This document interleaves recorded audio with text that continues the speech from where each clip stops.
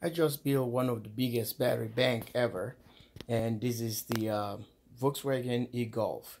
So I have 6 modules in parallel, and which gives us 1,000 watts, 1,068 watt hours on each module.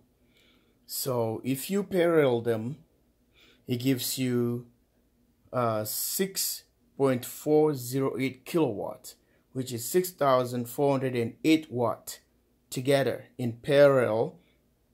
The amps on each module is 75 amp hours. So 75 times 6 is a 400 amp hours, 6 batteries in parallel.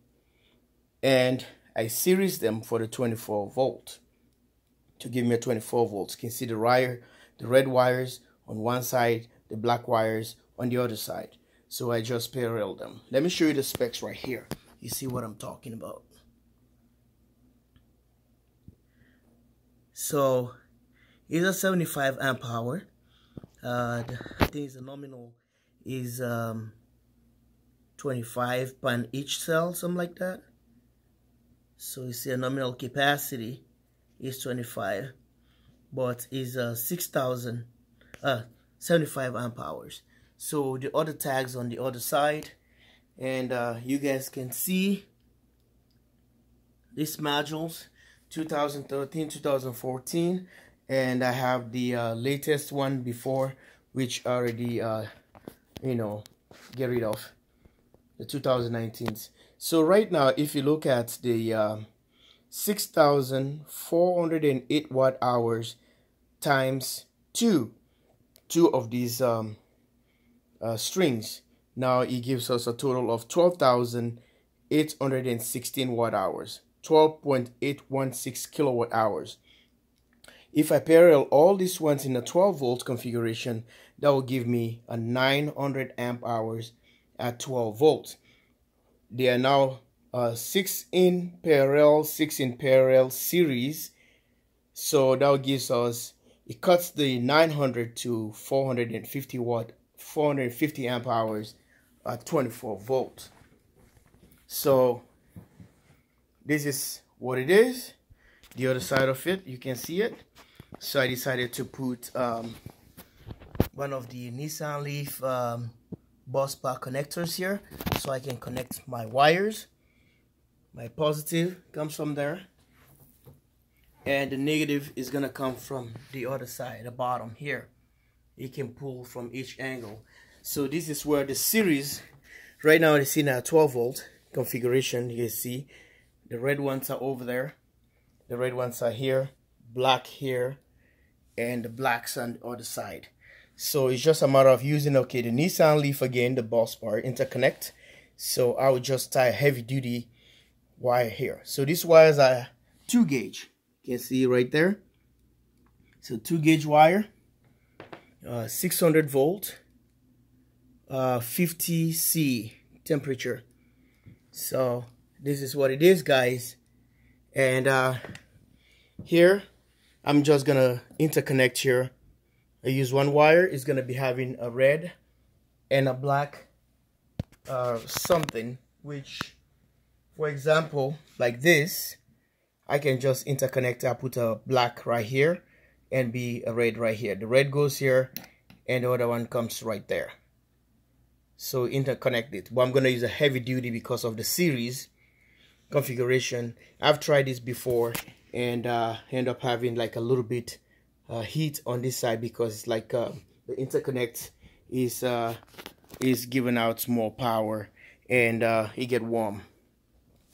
So this is what I'm trying to do, trying to interconnect it right here with these guys. That'll be easier. So I'm trying to tension or pressure the threaded rods. This is a 50 inches long thread rods, 50. So if you can see here, the bushings are here to help, but it's not going to be that much good. But I don't want them just to drag themselves on the floor or somewhere. So that's why tension, the rubbers are here to prevent the batteries, these are the batteries right here, from being scratched. My calculations were wrong because I was gonna do 51 inches so I can have more clearance, so I can use the heavy duty studs that's not gonna bend like this ones. And I already cut the thread rods. I bought 2 thread rods, which is a 10-foot each from Menards, local hardware, just like Lowe's and Home Depot. So I got them there, and these are the cells. I just want to be very careful so these cells not to be crushed or anything. So I'm trying to get all the threads to the tip and this, so tension and everything's gonna be fine. Stay tuned. So right now we're gonna be doing a voltage test. So just from this guy here,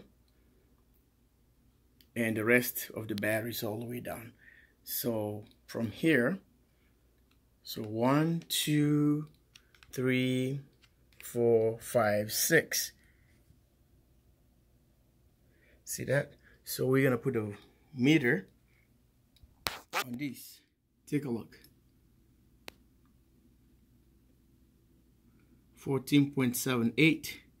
So we're gonna move on to the battery all the way to the top right there.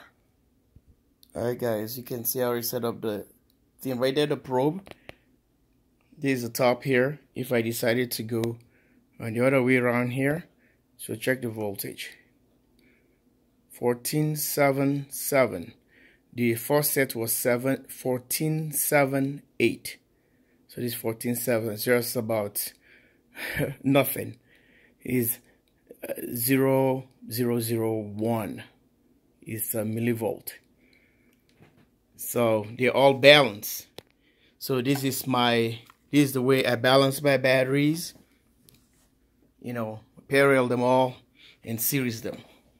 So now I'm gonna show you how I'm gonna series this battery with using one of the Nissan Leaf buses here. Okay, so if I decided to go this way, I already bent it, and look at this. I'm just gonna put it right there. What do you think? It's kind of neat. Okay, this guy sitting right here, bend this guy right here. Stay tuned. Just check this out. So I'm just gonna hook this one guys up here and hook this other guy right here. So I don't know if this bus bar is gonna able to carry that kind of current, but this is a neat setup. Sorry, my hands are all so hashy, and because I've been working on this thing and my hands are all dry and just washing my hands. So look at that. So now it's a 24 volt. This bus is here and all the way here. So I hope you this is not me, this is from Nissan Leaf. That's how they designed them. So I have a bunch of them here on the floor. So if someone's gonna say probably gonna lose some power because of the curved or bend, well, this is how Nissan or Japan designed these guys. So these are all some of the bus bars that came from different batteries. I opened up about 3 of them. Full Nissan Leaf. These are the other ones here. Similar ones I use on these guys here, like a flange right here. So this is the tallest, and I use one of them here, which maybe I can change. So this is gonna be the positive side, and the bottom here doesn't have one. Maybe I can put one there, but I have to cut these guys on the side, remove this piece, and I can set it this way. So you see, I can set it this way and grind a little bit and gets in there. So I can able to tie the negative here, and the positive gonna be right up there. So I might probably use the same one, the short ones, instead. So 14.76, that was the last time. These batteries have been sitting for approximately what? I think before COVID. 2 years now, something like that. So they've been doing a pretty good job. Okay, there you go. This one indicated the 75 amp hours right here. See that? 75 amp hours. Normal capacity or nominal. There you go. There you go.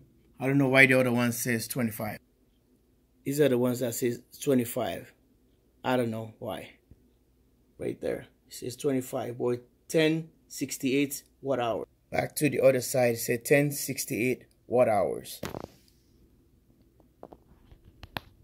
1068 watt hours. So this is a 2016. 16 and a 14 here. 14. So different year. Kind of a little bit rust right there. Alright, take care. Love you guys all. Stay tuned. Bye for now.